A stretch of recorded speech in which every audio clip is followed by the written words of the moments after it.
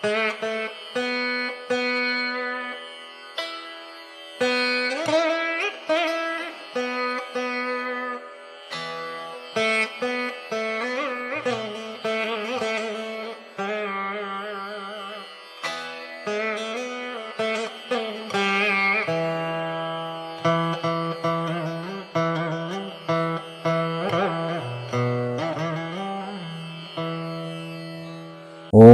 அஸ்மத் குருப்பியோ நமக, அஸ்மத் பரமகுருப்பியோ நமக, அஸ்மத் சர்வகுருப்பியோ நமக, ஸ்ரீமதே ராமானுஜாய நமக. எல்லாருக்கும் நமஸ்காரம். இன்னொரு ஏகாதசி அன்னைக்கு உங்களை எல்லாரையும் சந்திக்கிறதுல ரொம்ப சந்தோஷம். இன்னைக்கு நம்ம பார்க்க போகிற விஷயம் இன்னைக்கு தலைப்பு கருடா சௌக்கியமா அப்படின்னு அடியேன்னு சொல்லியிருந்தேன். அது நிறைய பேர் கியூரியஸ் ஆயிடுச்சு, அது என்ன கருடா சௌக்கியமா அப்படின்னா என்ன அப்படின்னு.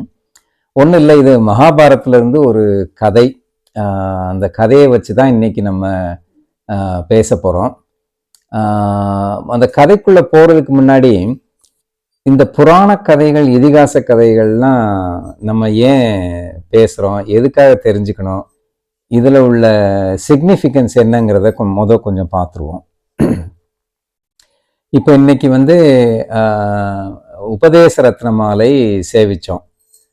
ரொம்ப அற்புதமாக இருந்தது. அந்த உபதேச ரத்ன மாலையில் ஆச்சாரியர்கள் சாதித்த கிரந்தங்களை பற்றி சொல்லிகிட்டே வரும்போது மணவாள மாமுனிகள் பிள்ளை உலகாரியன் சாதித்த சீர் வசனபூஷணத்தை பற்றி 6 பாசுரம் சாதிச்சார். ஒரே ஒரு கிரந்த. பிள்ளை உலகாரியன் வடக்கு திருவிதி பிள்ளையோரோட திருக்குமாரர். அவர் அஷ்டாதச ரகசியங்கள்னு சொல்லி 18 ரகசிய கிரந்தங்களை சாதிச்சிருக்காரு.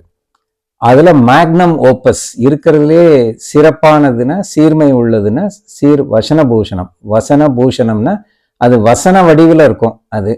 அது ப்ரோஸ் மாதிரி இருக்கும், செய்யுள் மாதிரி இல்லாமல் ப்ரோஸ் மாதிரி. சூர்ணிகைன்னு சொல்லுவாங்க. ஒவ்வொரு வாக்கியமாக இருக்கும், ஒவ்வொரு வாக்கியத்துலேயும் முக்கியமான விஷயங்கள் இருக்கும். ஸோ அதில் ஸ்ரீ வைஷ்ணவ சம்பிரதாயத்தில் உள்ள எல்லா சாரமான விஷயங்களையும் அவர் சேர்த்து கொடுத்துருப்பார். ஸோ அதனால தான் அந்த வசனபூஷணம்ங்கிறது சத் சம்பிரதாயத்தில் போற்றப்படத்தக்க ஒரு பெரிய கிரந்தம். இது ஸ்ரீ வைஷ்ணவர்கள் எல்லாரும் தெரிஞ்சிக்க வேண்டிய ஒரு ரகசிய கிரந்தம். ஒரு ஆச்சாரிய முக்கைன்னா அதை கேட்கணும்னு சொல்லுவாங்க. ஆனால் புஸ்தகங்கள்லேயும் வந்திருக்கு. அது நம்ம ஆடியோ வியாக்கியானங்கள்லையும் கேட்கலாம். அந்த சீர் வசனபூஷணத்தின் முதல் சூர்ணிகை என்னன்னா, வேத அர்த்தம் அறுதி எடுவது ஸ்மிருதி இதிகாச புராணங்களிலே அப்படிங்கிறது தான் முதல் சூர்ணிகை. அதாவது என்ன சொல்றாருன்னா, வேதத்தினுடைய அர்த்தத்தை நம்ம எப்படி டிஃபைன் பண்ணணும் அல்லது எப்படி புரிஞ்சுக்கணும்னா ஸ்மிருதியோட உதவி கொண்டும் இதிகாச புராணங்களின் உதவி கொண்டும் தான் புரிஞ்சுக்கணும்னு சொல்றாங்க. ஸோ அது என்னங்கிறத அதை ஒரு 2 நிமிஷம் பார்த்துடலாம். இப்போ வேதம் 2 பாகமா பிரிச்சிருக்காங்க. வேதத்தின் முதல் பாகம் பூர்வ பாகம் அல்லது கர்மகாண்டம்னு சொல்லுவாங்க. அதாவது நம்ம செய்ய வேண்டிய காரியங்கள், பகவானை எப்படி வழிபாடு செய்யணும், யாகங்கள் பண்றது எப்படி, ஹோமங்கள் பண்றது எப்படி. ஸோ இந்த மாதிரி கர்மாக்களை பத்தி நிறைய சொல்றது தான் முதல் பாகம், அதாவது கர்மகாண்டம், பூர்வகாண்டம். 2வது பகுதி உத்தரகாண்டம் பிரம்மகாண்டம்னு சொல்லுவாங்க. பிரம்மகாண்டம்னா என்னன்னா, பரபிரம்மத்தை பத்தி நம்ம தெரிஞ்சுக்கணும்னா அதுல உள்ள விஷயங்கள்லாம் பரபிரம்மத்தை பத்தி சொல்லும். உத்தரகாண்டத்துல உள்ளது.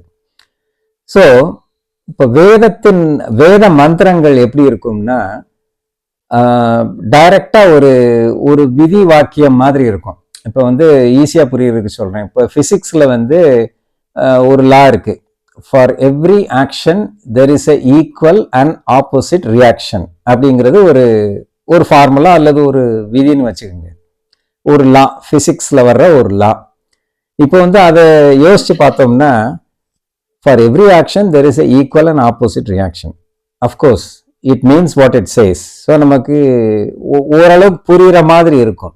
பட் அது நல்லா புரியணும்னா பெரியவங்க எப்படி சொல்லுவாங்கன்னா, நீ ஒருத்தருக்கு ஒரு நல்லதை செஞ்சேன்னா அல்லது ஒரு நல்ல காரியத்தை பண்ணேன்னா அதுக்கு பலனா உனக்கு ஒரு நல்ல பலன் கிடைக்கும்.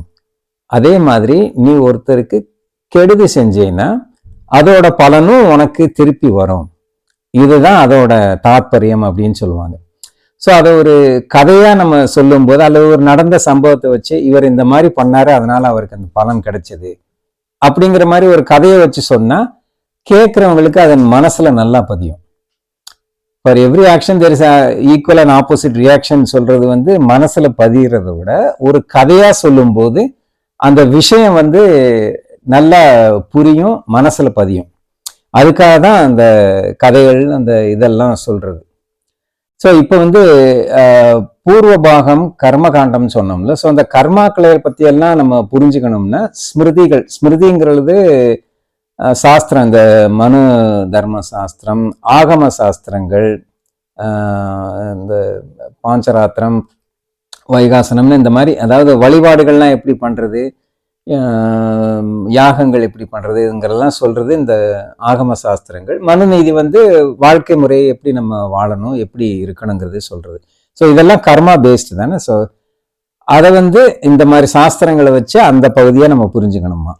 அதே மாதிரி பிரம்மகாண்டம்னு வரும்போது பகவானை பத்தி தெரிஞ்சுக்கணும்னா அதுக்கு வந்து இதிகாச புராணங்கள்ல வர்ற கதைகளை வச்சுக்கிட்டு தான் நம்ம அவரை தெரிஞ்சுக்க முடியுமா. அதனாலதான் இதிகாச புராணங்களை வந்து சின்ன சின்ன கதைகளா, குட்டி குட்டி கதைகளா நிறைய வரும். ராமாயணம் மகாபாரதம் 2 இதிகாசம்னு சொன்னாலும் அதை நம்ம எடுத்து படிச்சு பார்த்தோம்னா நிறைய குட்டி கதைகள் இருக்கும். ஸோ ஒவ்வொரு கதையிலையும், ஒவ்வொரு சின்ன சின்ன கதையிலையும் ஒரு மெசேஜ் இருக்கும். அந்த பகவானை பத்தி நல்லா தெரிஞ்சுக்கிறதுக்கு ஒரு மெசேஜ் இருக்கும். அந்த வகையில இன்னைக்கு நம்ம பார்க்க போற கதை வந்து மகாபாரதத்துல உத்தியோக பருவம். மகாபாரதம் வந்து 18 பருவம் சொல்லுவாங்க. இப்ப ராமாயணம் வந்து 6 காண்டம், பாலகாண்டம்ல இருந்து ஆரம்பிச்சு யுத்த காண்டம் வரைக்கும் 6 காண்டம் சொல்றோம், உத்தரகாண்டம். அதே மாதிரி மகாபாரதம் வந்து 18 பருவம்னு சொல்றாங்க. 18 சாப்டர்ஸ், 18 பருவம். ஆதி பருவத்துல ஆரம்பிச்சு ஸ்வர்க ஆரோகண பருவம் சொல்லி 18வது இது. அதுல 5வது பருவம் நினைக்கிறேன் உத்தியோக பருவம். அதுல வர்ற ஒரு சின்ன கதை தான் இது. இந்த கதை என்னன்னா, the story starts like this. Devendran அவனுக்கு வந்து ஒரு சாரதி இருக்கான், மாவலின்னு சொல்லி ஒரு சாரதி. அவன் நாட் ஓன்லி சாரதி, அவன் தேவேந்திரனுக்கு ரொம்ப க்ளோஸ் ஃப்ரெண்டு மாதிரியும். ஸோ அவனுக்கு வந்து இந்த மாவலிக்கு வந்து ஒரு பொண்ணு, குணகேசின்னு ஒரு பொண்ணு. ஸோ அந்த பொண்ணுக்கு அவன் வரம் தேடுறான், ஒரு நல்ல மாப்பிள்ளை வேணும்னு தேடுறான். ஸோ தேவேந்திரன் வந்து நாரதரோட போய் பாருங்க, அவர் வந்து எல்லா உலகத்துக்கும் கூட்டு போய் நல்ல வரனை தேடி கொடுப்பாரு அப்படின்னு. ஸோ நாரதரோட மாவலி ஒவ்வொரு லோகமா போய் மாப்பிள்ளையை பார்த்துட்டே வரும்போது அவருக்கு எதுவும் பிடிக்கல, எதுவும் சரிப்பட்டு வரல. அப்படியே பாதாள லோகத்துல போகும்போது நாகர்கள் வாழும், நாகதேவதைகள் வாழும் பாதாள லோகத்துக்கு போகும்போது அங்க சுமுகன்னு ஒரு நாகன், தேவன். அந்த பையனை பார்த்து ரொம்ப பிடிச்சிருது இவருக்கு மாவலிக்கு. அவன் ரொம்ப நல்லாவும் இருக்கான், நல்ல குணசாலியும் இருக்கான், அவனுக்கே நம்ம பொண்ணை கட்டி கொடுத்துடலான்னு சொல்லி போய் விசாரிக்கும் போது அந்த சுமுகனோட தாத்தா ஆரியகன்னு ஒரு, அவரும் எல்லாம் நாகம் தானே, அவர் வந்து ரொம்ப சந்தோஷம், நீங்க வந்து உங்க பொண்ணை என் பேரனுக்கு கொடுக்குறேன்னு சொன்னது. ஆனா அதுல ஒரு பிரச்சனை இருக்கு, உங்களுக்கே தெரியும், நாகர்களுக்கும் பாம்புகளுக்கும் கருடனுக்கும் ஜென்ம பகை இருக்கு. போன கொஞ்ச நாளைக்கு முன்னாடி தான் இந்த சுமுகன் பையனோட அப்பாவை கருடன் வந்து கொன்னு சாப்பிட்டாரு. அப்பவே சொல்லிட்டு போயிருக்காரு கருடன், இன்னும் 1 மாசத்துல உன் பையன் சுமுகனையும் நான் அடிச்சு கொன்னு சாப்பிட போறேன்னு சொல்லிட்டு போயிருக்காரு. கருடன் வந்து எப்பேற்பட்ட பலசாலி, எவ்வளவு சக்தி வாய்ந்தவர்னு தெரியும். ஸோ அவர் சொன்னதை செஞ்சிருவாரு. அதனால உங்க பொண்ணுக்கு கட்டி கொடுத்தீங்கன்னா 1 மாசத்துலயே அவ விதவை ஆயிடுவா. அதனால இது என்ன சொல்றதுன்னு எனக்கு தெரியலன்னு அப்படின்னு அவர் சொல்றாரு ஆரியகன். ஸோ உடனே நாரதர் சொல்றாரு, இல்லை நம்ம தேவேந்திரன்ட்டே திருப்பி போவோம், போய் கேட்போம், அவர் ஏதாவது ஒரு வழி சொல்லுவாரு அப்படின்னு சொல்றாரு. சரின்னு சொல்லிட்டு தேவேந்திரன்ட்டு போறாங்க.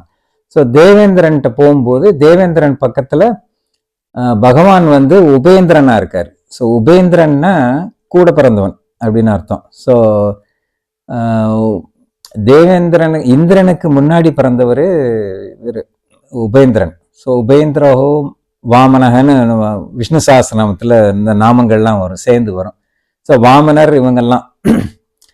ஸோ அப்போ வந்து அவர் மகாவிஷ்ணுவோட அம்சம் தானே உபேந்திரன். அவர் வந்து என்ன சொல்றாருன்னா, அமிர்தத்தை கொடுத்துடலாம் சுமுகனுக்கு, அமிர்தத்தை கொடுத்துட்டா அவனுக்கு வந்து இஷ்ட பிராப்தி வரும், நல்லா இருக்கலாம் அப்படின்னு.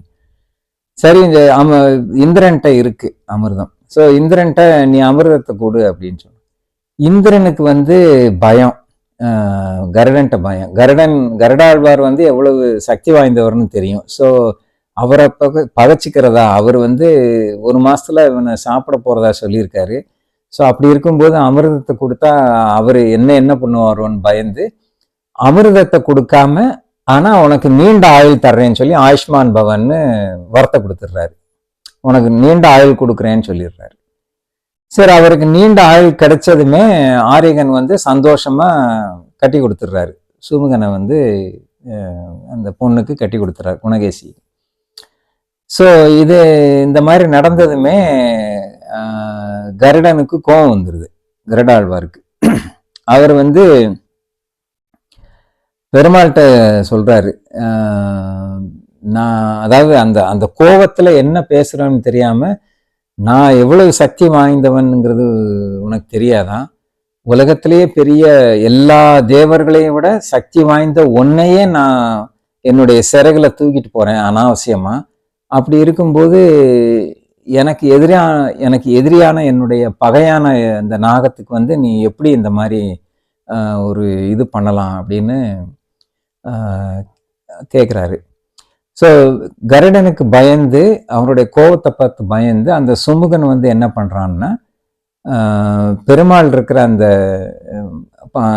ஆதிசேஷ படுக்கை கீழே கால் இருக்கும்ல, கோட்டுக்கால் கட்டில் மேல்னு சொல்கிறோம்ல, அந்த கால், அந்த பெட்டு காலில் வந்து சுற்றிக்கிட்டுதான். சுமுகன் வந்து பாம்பு தானே, வந்து அந்த காலில் சுற்றிக்கிட்டு என்னை காப்பாற்றுங்க, நான் உன்னை சரணடைகிறேன் அப்படின்னு பெருமாள்கிட்ட சரணடைஞ்சிடறேன். ஸோ இப்போ வந்து பெருமாளுக்கு வந்து ஒரு தர்ம சங்கடம் வருது. எப்படின்னா, கருடாழ்வார் வந்து அடியவர், அவர் வந்து பெருமாளுக்கு கைங்கரியம் பண்றவர், பெரிய திருவடின்னு சொல்றோம் நம்ம. ஸோ அவரையும் விட்டு கொடுக்க முடியாது. ஒரு அடியவர்கிட்ட ஒருத்தர் வந்து அபச்சாரம் பட்டா அதை வந்து பகவான் வந்து தான் மன்னிக்க மாட்டாரு, அதை வந்து அந்த அடியவர் தான் மன்னிக்கணும், பகவான் வந்து அதை மன்னிக்க மாட்டார். ஸோ அது ஒண்ணு. இன்னொன்னு என்னன்னா, இந்த சுமுகன் வந்து பெருமாள்கிட்ட சரணாகதி பண்ணிட்டான். ஸோ பெருமாள் வந்து ஒரு விரதம் எடுத்திருக்காரு, என்கிட்ட யார் வந்து சரணாகதி பண்ணாலும் அவங்கள வந்து நான் காப்பாற்றுவேன், அவன் எப்படிப்பட்ட ஆளா இருந்தாலும் எந்த சூழ்நிலையில இருந்தாலும் நான் சரணாகதி பண்ணவனை நான் காப்பாற்றுவேன்னு அவர் ஒரு விரதம் வச்சிருக்காரு. ஸோ இந்த விரதத்தையும் காப்பாற்றணும், அதே சமயம் கருடன் அடியவர், அவரையும் விட்டு கொடுக்க கூடாது. ஸோ என்ன பண்ணலான்னு பார்க்குறாரு. ஃபர்ஸ்ட் கருடனோட கோபத்துல அவர் பேசின பேச்சு வந்து பெருமாளுக்கு பிடிக்கல. அதாவது ஒன்னையே நான் தான் தூக்கிட்டு போறேன்னு சொன்னார்ல, அது வந்து. ஸோ அப்போ வந்து பெருமாள் சொல்றார், கருடா நீ என்ன பேசுற, இந்த 7 உலகத்தையும் நான் தான் தாங்கிட்டு இருக்கேன், நீ என்ன தூக்கிட்டு போறதா நினைச்சிட்டு இருக்க, உன்னையும் சேர்த்து நான் தான் தூக்கிட்டு போயிட்டு இருக்கேன், அது தெரியாம நீ என்னமோ என்ன தூக்கிட்டு போற மாதிரி நீ சொல்றியே, உனக்கு உண்மையிலேயே சக்தி இருந்தா இந்த பாரு, என்னுடைய வலது கையை உன் தோல்ல போடுறேன், என்னுடைய வலது கையை உன்னால தாங்க முடிஞ்சதுன்னா பார்க்கலாம், அதுக்கப்புறம் பேசலாம்னு சொல்லி பெருமாள் வந்து கருடன் மேல தன்னுடைய வலது கையை வைக்கிறாரு. அதோட பாரம் தாங்காம கருடர் கீழே மயக்கம் போட்டே விழுந்துடுறாரு. ஏன்னா இவ்வளவு காலம் வந்து பெருமாள் வந்து அவர் மேல உட்கார்ற மாதிரி உட்கார்ந்து இவர் தான் எல்லாத்தையும் தூக்கிட்டு போயிட்டு இருந்தாரு.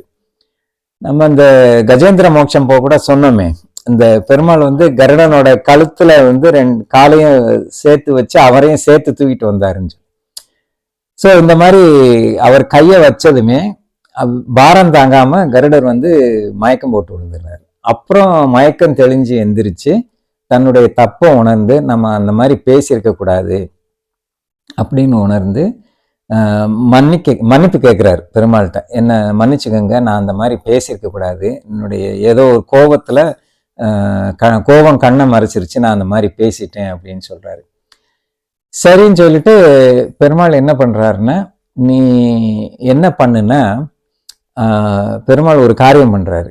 அந்த சுமுகன் வந்து அங்க இருக்கான்ல, அந்த மாதிரி காலில் சுத்திட்டு இருக்கான்ல, அவனை தன்னுடைய வலது கால் கட்ட விரனால அந்த பாம்பை அப்படி தூக்கி கருடனோட கழுத்துல போட்டு, இவனை வந்து உனக்கு நான் அடைக்கலமா கொடுக்குறேன், நீ வந்து அவனை அடைக்கலமா வச்சு அவனை காப்பாத்துறது உன் பொறுப்பு, இதுதான் அவனுக்கு பிராயச்சித்தம்.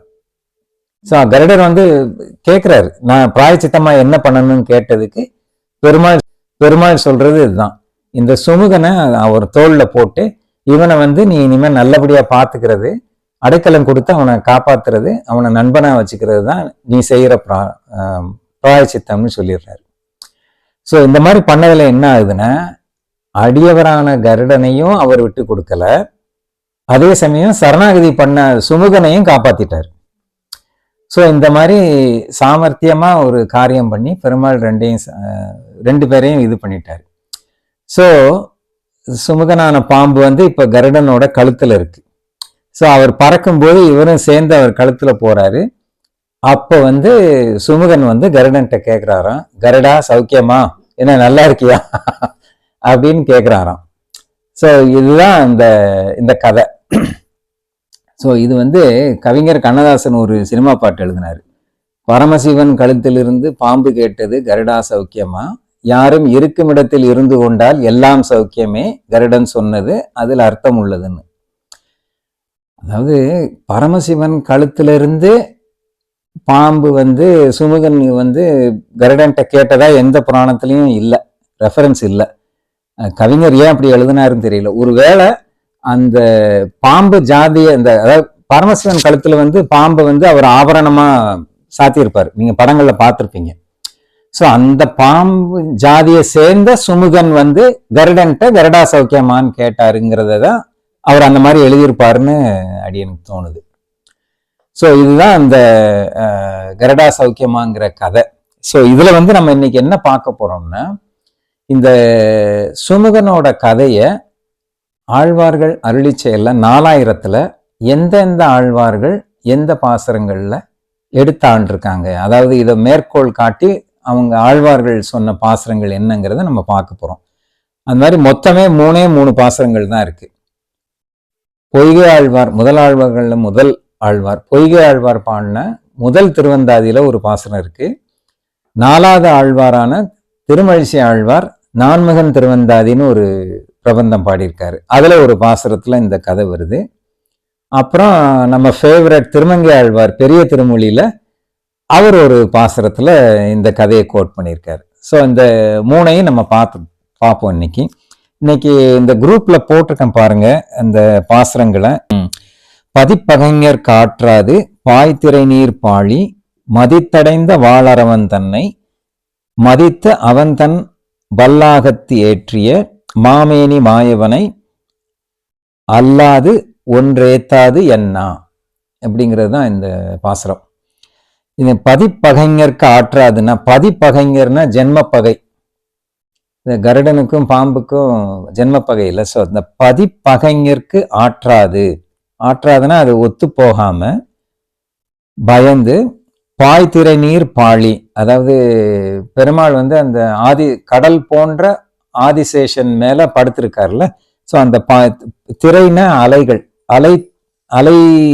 அலைகளோடு கூடிய கடல் போல உள்ள அந்த படுக்கையின் மேல் படுத்திருக்க பெருமாள்கிட்ட மதித்து அடைந்த வாழ் அரவன் தன்னை. ஸோ பதிப்பகைஞருக்கு ஆற்றாது, அதாவது ஜென்ம பகையான கருடனுக்கு பயந்து பாய்திரை நீர் பாழி அனந்தாழ்வான் மேல படுத்திருக்கிற பெருமாள்கிட்ட மதித்து அடைந்த வாளரவன் தன்னை, அவர் மேல மதிப்பு வச்சு பக்தியோட போய் சரணாகதி பண்ண வாழ் அரவன் தன்னை. அரவம்னா பாம்பு, சுமுகன்.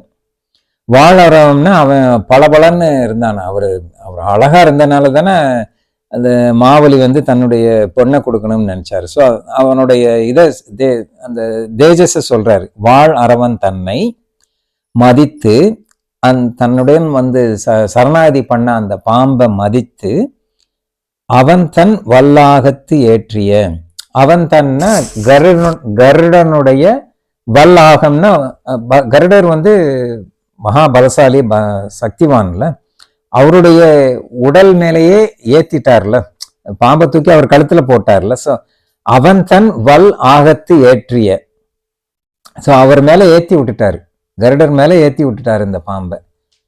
மாமேனி மாயவனை. ஸோ இந்த மாதிரி ஒரு காரியம் பண்ணதுனால அடியவரையும் விட்டு கொடுக்கல, சரணாகதி பண்ண அந்த சுமுகனையும் விட்டு கொடுக்கல, ரெண்டு பேரையும் அவரு இது பண்ணனால மாமேனி மாயவனை. மாயவன்னா ஒரு ஆச்சரியமான சேஷ்டிதங்களை பண்றவர் தான் மாயவன். ஸோ மாமேனி மாயவன்னா அவரு பெரியவருங்கிறதுக்காக அந்த மாதிரி மாமேனி மாயவனை அல்லாது ஒன்று ஏத்தாது என்ன. ஸோ அப்படிப்பட்ட பெருமாளை ஏத்தாது புகழாம வேறு யாரையும் புகழ்றதுக்கு என்னுடைய நாக்கு வராது அப்படின்னு சொல்றாரு. அல்லாது ஒன்று ஏத்தாது என்ன. ஸோ இதான் நான்முகன் திருவந்தாதியில 74வது பாசுரம், திருமழிசை ஆழ்வார். நான்முகன் திருவந்தாதிங்கிறது என்னென்ன? முதலாழ்வார்கள் 3 பேர், பொய்கை ஆழ்வார், பூதத்தாழ்வார், பேயாழ்வார். இந்த 3 பேருமே பகவானுடைய பரத்துவத்துல, அதாவது பரமபதத்துல உள்ள பெருமாளை பத்தி பாடுறது தான் அவங்களுக்கு பிரதானம்.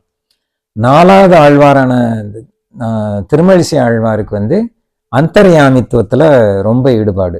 ஸோ நம்ம ஒவ்வொருத்தருடைய ஆத்மாலையும் அந்தர்யாமியா இருக்கார்ல பெருமாள், அந்த பெருமாளை இது பண்றதுல தான் அவர் நான்முகன் திருவந்தாதிங்கிற அந்த பிரபந்தத்தோட தீமை என்னன்னா, பகவானுடைய பரத்துவத்தை, அதாவது அவர் தான் எல்லாத்துக்கும் காட் அல்மைட்டின்னு சொல்றோம்ல, அந்த பரதெய்வம் யார் அப்படிங்கிற கேள்விக்கு பதில் சொல்ற மாதிரி தான் இந்த பிரபந்தமே பாடியிருக்காரு. நான்முகனை நாரணன் படைத்தான், நான்முகனும் தான்முகமாய் சங்கரனை படைத்தான், யான்முகமாய் அந்தாதியில் வைத்து ஓதுகின்றேன் அப்படின்னு சொல்லி அந்த முதல் பாசனம் ஸ்டார்ட் ஆகும். ஸோ நான்முகனை நாராயணன் படைத்தான் அப்படிங்கிறதுல இருந்து ஆரம்பிச்சு கடைசி முடிக்கும் போது இன்றறிந்தேன் நான்முகனுக்கும் ஈசனுக்கும் இறைவன் யார் என்று அப்படின்னு அந்த கடைசி முடிக்கும் போது ஒரு. ஸோ இந்த நான்முகன் திருவந்தாதியில இதிகாசத்துல இருந்தும் புராணங்கள்ல இருந்தும் நிறைய மேற்கோளை எடுத்து ஒவ்வொரு பாசுரத்துக்கும் ஒரு விஷயம் சொல்லுவார். அந்த மாதிரி வரும்போது தான் இந்த 74வது பாசுரத்துல சுமுகனோட கதையை எடுத்து சொல்றாரு. இது வந்து நான்முகன் திருவந்தாதி. அடுத்த பாசுரம் முதல் திருவந்தாதியில பொய்காழ்வார் பாசுரம். கிட்டத்தட்ட ஒரே மாதிரி பாசுரம் தான். அடுத்த கடும் பகைஞர்க்கு ஆற்றேன் என்றோடி படுத்த பெரும்பாளி சூழ்ந்த விடத்தரவை வல்லாளன் கை கொடுத்த மாமேனி மாயவனுக்கு அல்லாதும் ஆவரோ ஆள். கிட்டத்தட்ட ஒரே அர்த்தம் தான். அடுத்த கடும் பகைவருக்கு. ஸோ அங்க வந்து பதிப்பகைஞர்கள்னு சொன்னோம். பதிப்பகைஞர்னா ஜென்ம பகை. இங்க வந்து அடுத்த கடும் பகைஞருக்குன்னா, அடுத்தன்னா பக்கத்துல உள்ள பகைஞர், பங்காளின்னு சொல்றோம், பங்காளி சண்டை அப்படின்னு சொல்றோம். ஸோ அந்த மாதிரி பக்கத்துல உள்ள பக்கத்துல இருந்து சண்டை போடுறவங்க. ஸோ அந்த மாதிரி அடுத்த கடும் பகைஞருக்கு ஆற்றேன் என்றோடி. ஸோ இந்த சுமுகன் வந்து தன்னுடைய பகைஞனான கருடனுக்கு பயந்து ஆற்றேன் என்று ஓடி படுத்த பெரும்பாளி சூழ்ந்த விடத்தரவை. ஸோ அந்த பெருமாள் படுத்திருந்த அந்த ஆதிசேஷ படுக்கையின் காலை போய் சுத்திக்கிட்டார்ல, அதைத்தான் சொல்றாரு. படுத்த பெரும்பாளி சூழ்ந்த விடத்தரவை. விடத்தரவைனா விஷம் கொண்ட பாம்பை, விடத்தரவை வல்லாளன் கை கொடுத்த. ஸோ அந்த வல்லாளன்னா எகெயின் கருடன் சொல்றாரு. கருடன் வந்து பலசாலி. ஸோ அந்த வல் ஆளன் கை கொடுத்தன்னா இவனுக்கு வந்து நீ அடைக்கலம் கொடுத்து அவனை வந்து ரட்சிக்கிறது உன் பொறுப்புன்னு சொல்லி அவன் கையில கொடுத்தார்ல, அதைத்தான் வல்லாளன் கை கொடுத்த மாமேனி மாயவனுக்கு. திருப்பி இவரும் அதே வேர்ட்ஸை தான் யூஸ் பண்றாரு. மாயவன்னா ஆச்சரியமான சேஷ்டிதங்களை பண்றவர், மாமேனின்னா அந்த மாதிரி காரியங்களை பண்றதுனால அவர் வந்து தேஜோஸோட இருக்காராம். அதனால மாமேனி மாயவனை மாயவனுக்கு அல்லாது ஆவரோ ஆள். அவர் வந்து அவரை தவிர வேற யாரையும் போற்றுறதுக்கு என் நாக்கு வராதுன்னு சொன்னார் திருமழிசை ஆழ்வார். இவர் என்ன சொல்றாருன்னா, அல்லாதும் ஆவரோ ஆள்னா அவரை தவிர வேற யாருக்கும் நாங்க வந்து ஆள்பட மாட்டோம். வேற யாராவது போய் ஆட்படுவாங்களா? பகவான் ஸ்ரீமன் நாராயணனை தவிர வேற யாருக்கும் ஆட்பட மாட்டார்கள், விஷயம் தெரிந்தவர்கள் யாரும் போய் ஆட்பட மாட்டார்கள் அப்படின்னு இவர் பொய்கை ஆழ்வார் பாடியிருக்கார். ஸோ இது வந்து முதல் திருவந்தாதி பாசுரம். ஸோ இதுலேயும் அதே கதையை எடுத்திருக்கார். ஸோ மூணாவது வந்து திருமங்கை ஆழ்வாருடைய பெரிய திருமொழி 5ஆம் பத்து 8ஆம் திருமொழி 4வது பாசுரம். இந்த 5ஆம் பத்து 8ஆம் பதிகம் வந்து ஏழை ஏதலன் கீழ்மகன்கிற பதிகம். ஸோ இந்த ஏழை ஏதலன் கீழ்மகன்கிற பதிகத்துல திருமங்கை ஆழ்வார் வந்து திருவரங்கநாதன்ட்ட சரணாகதி பண்றாரு. ஸோ இது வந்து எதோட கம்பேர் பண்ணுவாங்கன்னா, நம்மாழ்வாருடைய திருவாய்மொழி 6ஆம் பத்து 10ஆம் திருமொழி திருவாய்மொழி 6ஆம் பத்து 10ஆம் திருவாய்மொழி உலகமுண்ட பெருவாயா உலப்பில் கீர்த்தி அம்மானே நிலவும் சுடர் சூழலி மூர்த்தி நெடியாய் அடியேனாருயிரே திலதம் உலகுக்காய் நின்ற திருவேங்கட தெம்பெருமானே குலதல் அடியேன் உணபாதம் கூடுமாறு கோராயே. ஸோ அந்த பதிகத்துல வந்து கடைசி பாசுரம் வந்து அகலகில்லேன் இறையுமென்று அலர்மேல் மங்கை உரை மார்பா நிகரில் புகழாய் உலகம் மூன்றுடையா என்னை ஆழ்வானே நிகரில் அமரர் முனிக்கணங்கள் விரும்பும் திருவேங்கடத்தானே புகழொன்றில்லா அடியேன் உன் அடிக்கீழ் அமர்ந்து புகுந்தேனேன்னு நம்மாழ்வார் வந்து தீர்க்கமா சரணாகதி பண்றார் திருவேங்கடமுடையான்ட்ட. ஸோ அந்த பதிகம் வந்து ரொம்ப விசேஷமான பதிகம், உலகமுண்ட பெருவாயால.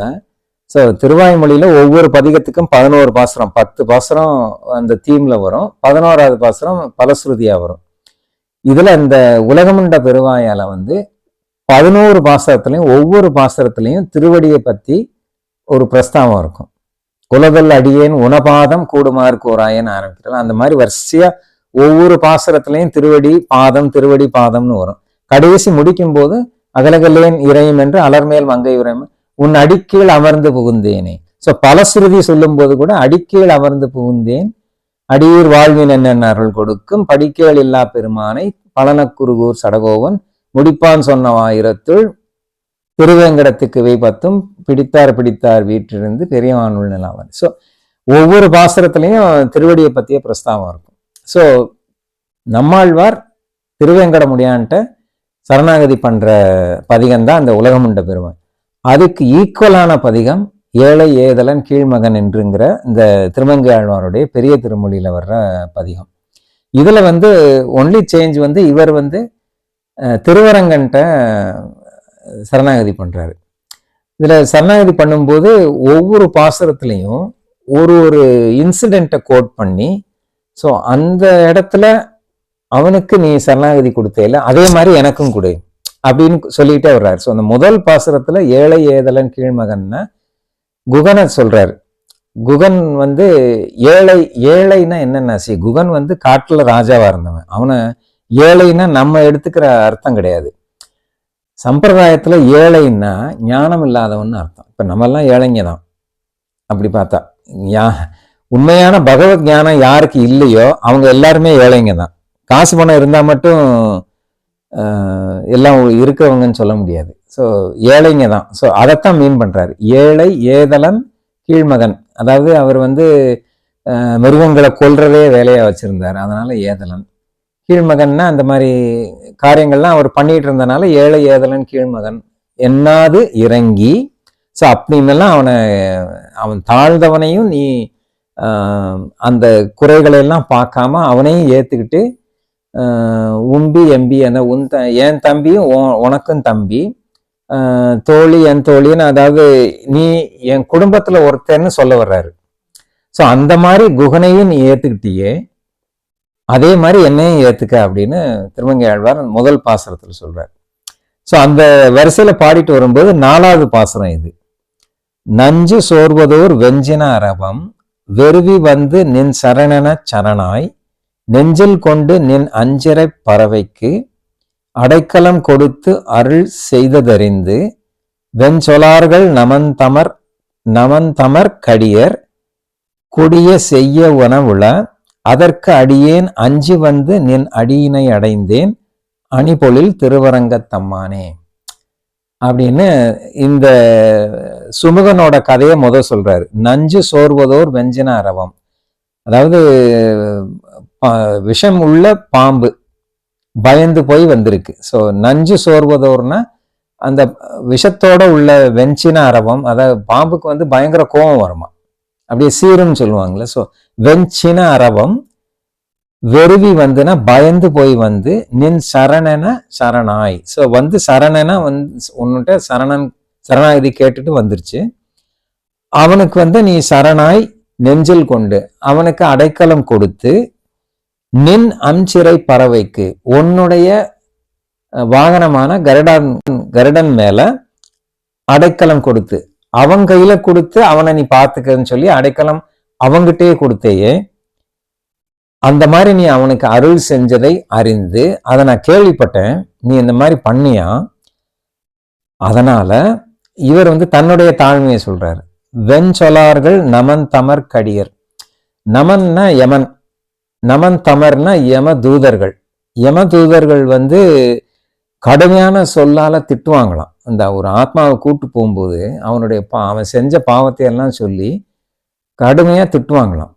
என்ன சொல்லுவாங்கன்னா, நரகத்துல போய் இந்த தண்டனை வாங்குறத விட கொடுமையா இருக்குமா அவங்க பேசுற பேச்சு, அந்த மாதிரி திட்டுவாங்களாம். அதனாலதான் வெண் சொல்லாளர்கள் நமன் தமர் கடியர். அவ்வளவு கொடுமையான அந்த யமதூதர்கள் வந்து கொடிய செய்யவன உள்ள அதாவது தன்னுடைய தாழ்மையை சொல்லிக்கிறாரு. நான் நிறைய கர்மா பண்ணியிருக்கேன், நான் நிறைய பாவங்களை சேர்த்து வச்சிருக்கேன். ஸோ என்னை வந்து கூட்டிட்டு போறதுக்காக வரும்போது எனக்கும் அப்படித்தானே திட்டு விழும், என்னையும் அப்படித்தானே பேசுவாங்க. அதற்கு அடியேன் அஞ்சி வந்து, ஸோ அதுக்கு பயந்து நான் வந்து நின் அடியினை அடைந்தேன். எப்படி அந்த சுமுகன் வந்து பயந்து போய் உங்ககிட்ட வந்து சரணம்னு கேட்டு வந்தப்போ அவனுக்கு நீ எப்படி அடைக்கலம் கொடுத்தியோ, அந்த மாதிரி இந்த யமதூதர்கள் வந்து என்னையும் திட்டி அடிச்சு இழுத்துட்டு போவாங்களோங்கிற பயம் எனக்கு இருக்கு. அதனால அவனுக்கு அருள் செஞ்ச மாதிரி எனக்கு நீ அருள் செய்யணும் அப்படின்னு அதை கோட் பண்ணி இவர் வந்து சரணாகதி அடியர் பண்றாரு.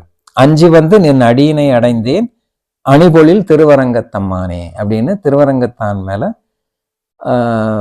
சரணாகதி பண்றாரு. ஸோ இந்த மாதிரி இந்த பதிகத்துல ஒவ்வொரு பாசுரத்திலையும் இந்த மாதிரி பெருமாள் வந்து எந்த புராணத்துல, எந்த கதையில, எந்த கட்டத்துல, எந்த இன்சிடென்ட்ல எப்படி அடியவர்களுக்கு ரட்சணம் பண்ணாரு, ஆசிரித ரட்சணம்ங்கிற குணத்தை சொல்றதுக்காக தான் இந்த சுமுகங்கிற கதையே இருக்கு. ஆசிரிதர்கள்னா சரணாகதி பண்ணவங்க, அடைக்கலம் கேட்டு வந்தவங்களை தான் ஆசிரிதர்கள்னு சொல்றது, பக்தர்கள்னு கூட சொல்லலாம். ஸோ அவங்கள ரட்சணம் பண்ற குணம் பெருமாளுக்கு இருக்குங்கிறத காட்டுறதுக்காக தான் இந்த சுமுகன்கிற இந்த பாம்போட கதை இருக்கு. ஸோ இந்த மாதிரி கதைகள்லாம் நம்ம பேசுறதும் கேட்கறதும் பகவானுடைய கல்யாண குணங்களை புரிஞ்சுக்கிறது நம்ம மனசுல வச்சுக்கணுங்கிறதுக்காக தான். ஸோ பகவானுடைய கல்யாண குணங்களை நம்ம நிச்சலும் டெய்லி நம்ம நினைச்சு இது பண்ணாலே அதுவே நமக்கு மேலான கதியை கொடுக்குங்கிறது தான் நம்ம ஆச்சாரியர்கள் நமக்கு சொல்லி கொடுத்துருக்கு. ஸ்ரீமதே ராமானுஜாய நம. ஆக்சுவலி இப்போ கருடாழ்வார் தான் வந்து பெரியாழ்வாரா வந்து பிறந்தார் அப்படின்னு ஒரு ஐதீகம். அதனாலதான் நான் வந்து இந்த பிளேயர்ல கூட பெரியாழ்வாரை சேர்த்துட்டு நம்ம ஆழ்வார் அப்படின்றதுனால சரி ஓகே நம்ம வந்து இன்னைக்கு உபதேசமா சேவிக்கலாம் அப்படின்றனால தான் நம்ம உபதேசமா வச்சோம். ஆனால் அதுவும் கரெக்டு தான். அதாவது கருடர் வந்து வேதத்தின் அம்சம்னு சொல்லுவாங்க, அவர் தான் பெரியாழ்வாரா அவதாரம் எடுத்ததாகவும் சொல்லுவாங்க. ஸோ கருடர் வந்து நித்தியசூரி இல்லை. ஸோ நித்தியசூரிகள் பெருமாளுடைய நியமனத்தின்படி அவதாரம் எடுக்கும்போது பெரியாழ்வாரா அவர் வந்திருக்காரு.